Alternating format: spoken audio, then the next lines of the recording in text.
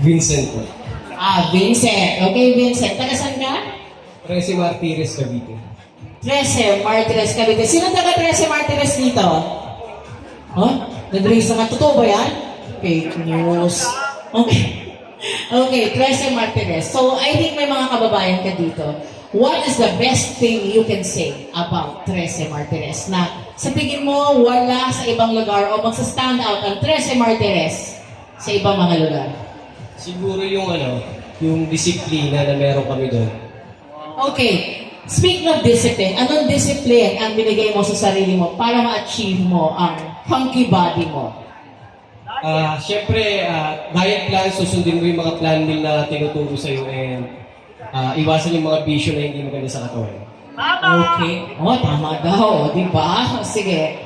Now, ang layo pala ng number one. Sana, babe number one. Pero sige, guys muna. Siyempre, special ang girls. Di ba? Okay, next. Hunk number 2. Hi, what's your name? I'm Benji Malo. Oh, Kenji. I like your name. Alright. So, what is the one thing na masasabi mong asset mo na wala sa iba? Nagiging persistent kasi kahit plan ko kayo na problema ko naman sa buhay. Hindi ko ako sumusulo. Laban lang nila. Yun naman! Ayan, pakinggan nyo. Brainy. Kasi part of what what we're looking for is not just the body. Kailangan meron din sila. Diba? Okay, nice answer. Next, contestant number 3. Hi, what's your name? I did buko. Okay. Okay. So, anong masasabi mo ang pinaka nagustuhan mo sa competition, sa pageant na to? Gusto ko. Yun, mga experience ko sa mga laban ko. Meron kang challenge sa Okay, thank you so much. Let's have number 4. Yan, hello. Introduce yourself. My name is Jerome Galvez. Okay, Jerome. Alright. Sige. Marunong ka ba magluto? Yes po. Sige. May girlfriend ka na? Opo. Okay. So, mga nag-aspire dyan, may girlfriend na. Anyway, if there's one dish you could say pwede mong ihain sa girlfriend mo para sabihin I love you, anong ulam yun at bakit? Siguro po adobo. Kasi yung adobo usually naman sa mga Pilipino, yun yung pinaka recipe na pambato sa ating mga Pilipino. Okay, so sinasabi mo ba pambato ang adobo mo? Yes po. Bakit? Anong secret ng adobo mo? May laway ko. Naloka ako. Salamat Thank you so much. Yung mga girls, di ba pa simple pero natatawa sila. Next, we have contestant number 5. Say hello and introduce yourself. Bobby Basket. Macho. Okay. Alright, Danny, right? Danny. Bobby. Okay, sorry. Alright, sige. What is your favorite color and why? Pink. Oy, guys! Do you know that pink is originally a guy's color? Oh, di ba? Okay.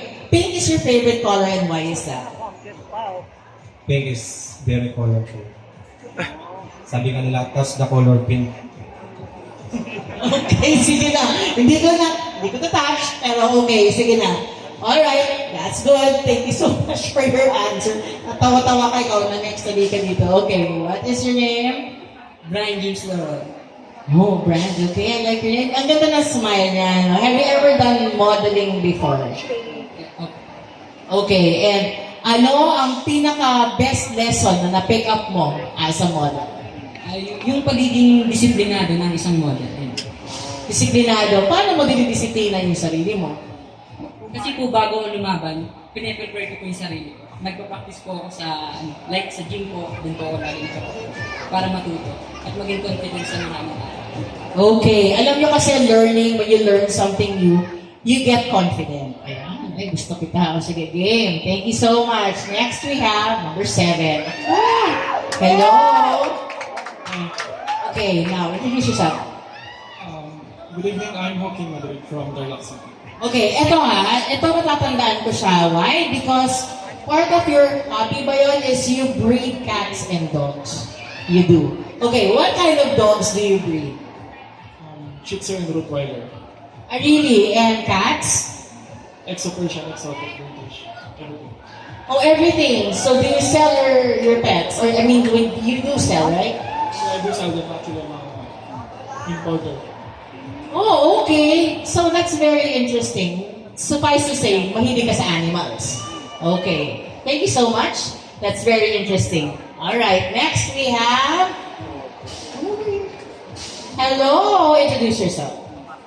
Hi, I'm Bryce Delgado. Okay. Hi. And what can you say is your...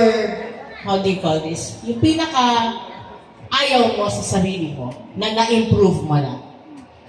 Maybe the posture of my body. Bakit? Ano ba dati ang posture mo? Yung bata pa kasi ako, medyo kubak-kubak ako. Wow. Yun lang po. So how did you improve on that? Maybe stretching more and doing some workouts. Okay, workout. Workout which is very important kung gusto mo maging summer body at manalo sa Summer Body Quest. Thank you so much. Yes, next we have... Hello! Yan naman. How are you? What's your name? David po. David. Ito rin natatandaan ko. Because your hobby is fire dancing? O, ba't sila tumatawa? Ano bang ibig sabihin ng fire dancing? Bakit? Okay. Very, very interesting ang kanyang hobby. Maghilig ka ba sa apoy? Maghilig ka ba maglaro ng apoy? Medyo. Alam mo, wag na natin tanongin yan. Sige. But okay, what is your, what do you think is the best quality that you have para sa sarili? Yung ngiti ko po siguro. Yung ngiti, smile. Why is your smile your best asset sa tingin mo? Yun po yung madalas nakapansin ko. Sincere kasi yung smile niya. Thank you so much. And yes, let's get to know the ladies this time. Ayan, ang tangkad nila. Heels nilang ba yan? Hi! Say hello and introduce yourself. Hello everyone, my name is Kate Hazel Talbot from Nueva Ecija.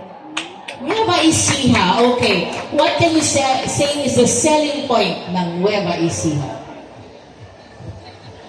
Masasabi ko ang Nueva Ecija is ang pagmamalaki namin pagdating sa mga tourist spot. Hindi lang siya Nueva Ecija, pero pag pumunta po kayo doon, andun yung mga beaches. Hindi lang mga beaches, kundi mga tourist spot na pinagmamalaki namin ng mga Nueva Ecijano. Alright, thank you so much. So yan, bumisita na sa Nueva Ecija para ma-experience ang kanilang lugar. Thank you so much. Next we have, number 6. Nawala. Ay, 7. Nag-start pala ako sa 7. Sorry, 7 pala. Tama. Sorry naman. Pa-1 na lang. Sige, contestant number 6. Hello everyone, my name is Chelsea Reyes from Pangasinan. Pangasinan, you have a good voice. Are you a voiceover or have you ever tried radio? Oh, okay. So ako interested dyan. So anime voice actress ka. So that means you can speak Korean. Can you say something and greet them all in Korean? Annyeonghaseyo. Sino naman girl? Kabahabaan mo ng konti. Sanayan nila yung patawa. Yamete kedasai. Okay, thank you so much. Thank you so much. Next up, okay. One, I think you're the youngest candidate we have, right? Say hello. Good afternoon to everyone. I'm Jasmine Smith. Hi, Jasmine. You're 18 years old. What? Have you joined any pageant? I mean, you do have a title, right? And what encouraged you to join? Actually, pageantry is really my passion ever since I was a kid.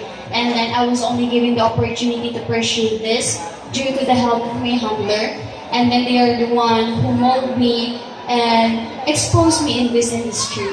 Okay, what can you say is your the biggest lesson you've learned in this? Kasi ang bata mo pa eh. But what is the biggest lesson that you've learned in this industry? Well, you can see in this industry, this is always a matter of competition. So, may times na matatalo ka and may times na mananalo ka. And there are times where I was able to encounter those people who have an overflowing confidence with an overflowing beauty. And rather than being insecure, I am using them, or I am looking up to them and using as my motivation to be better and to do better. Okay, very good. Ayan, I like your answer. Thank you so much. Next, we have candidate number 4. Say hello.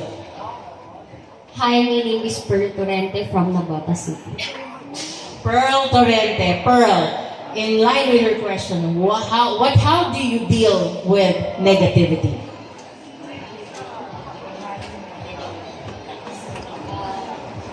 For me, for the negative is to bully the other people. Binubully mo yung ibang tao.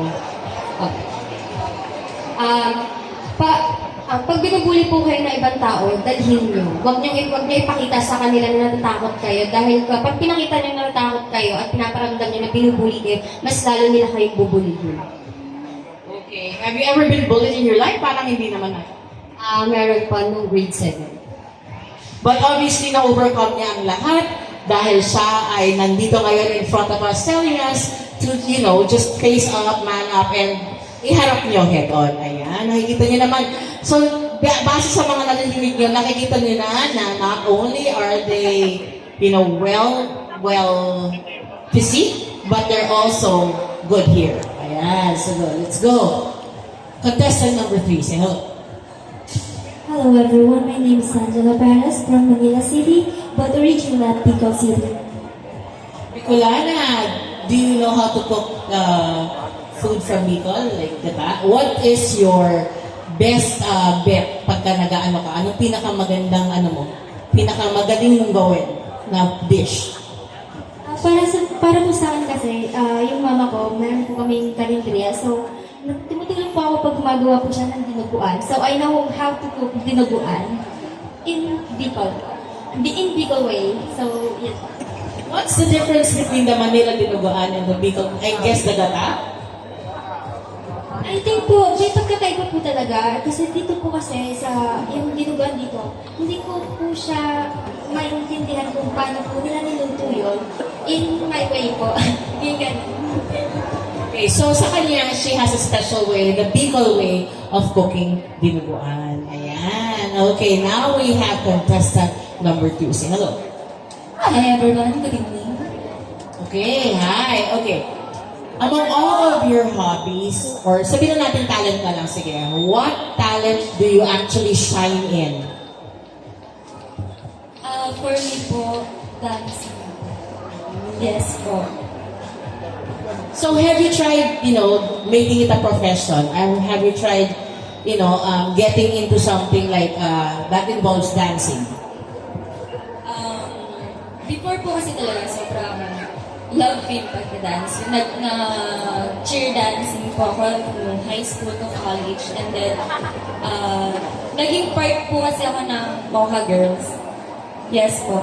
So, sa casino, sumasayaw din po kami. And then, na-find out ko lang na mas okay sa akin po. Thank you so much. Good luck to your career. Ayan, your chosen career. And next, we have our limang last. Siya nga ang actual first. Say hello. Hello everyone, my name is Cara Garcia from San Pedro City, province of Laguna. Laguna. Ayan. So, what course did you take when you were in college? I'm taking up a course of radiologic technology. As we all know, it's more on CT scan, X-ray. Okay, so you're the one who wants to be a doctor? Is that right? And cardiology is, why in particular cardiology? Kasi alam ko one of the hardest is cardiology. Yes, because cardiology, as we all know, it's from the heart. I want to cure their hearts as my own. Okay, so you want to be in service to the people with regards sa larangan ng medicine. O yan. So guys, ayan na, narinig nyo na ang lahat ng ating mga contestants. Not only, like I said, not only are they physically fit, hindi lang sila magaling sa physical, or I mean, physical na itsura, may brains din sila, which